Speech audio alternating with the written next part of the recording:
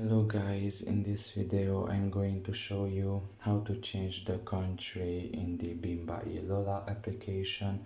The first thing you need to do is enter the app. After you are done with that and you are in the home page, you should scroll all the way down here. And once that is done, you should select there the first option. And you will see here the country and the language. You can just press on the first option, which is the country, obviously, and here you can select basically the country, like let's say Hungary, and seemingly you can also change the language here, but in reality the only possible language in this app is English. And after you have set the country, basically you can just press let's go and press OK, continue.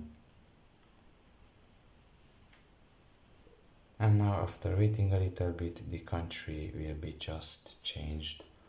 So pretty much this is all about it.